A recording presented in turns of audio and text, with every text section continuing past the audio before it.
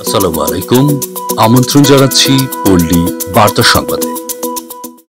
সরিষাবাড়ীতে উপজেলা স্বাস্থ্য কমপ্লেক্সে রোগীদের মাঝে ঔষধ ও পথ্যাদি বিতরণ।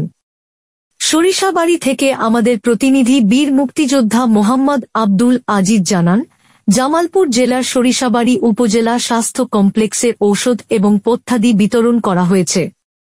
বুধবার ৩ জুলাই দুপুরে উপজেলা স্বাস্থ্য কমপ্লেক্সের আয়োজনে স্বাস্থ্য কমপ্লেক্সের হলরুমে আলোচনা সভা শেষে ৫০ জন চিকিৎসাধীন থাকা রোগীদের মধ্যে ঔষধ ও পথ্যাদি বিতরণ করা হয়। সরিষাবাড়ী উপজেলা নির্বাহী অফিসার শারমিন আক্তারের সভাপতিত্বে ও উপজেলা সমাজ সেবা অফিসার তৌফিকুল ইসলাম খালেকের সঞ্চালনায় প্রধান অতিথি হিসেবে বক্তব্য রাখেন স্থানীয় সংসদ সদস্য অধ্যক্ষ আব্দুর রশিদ এমপি।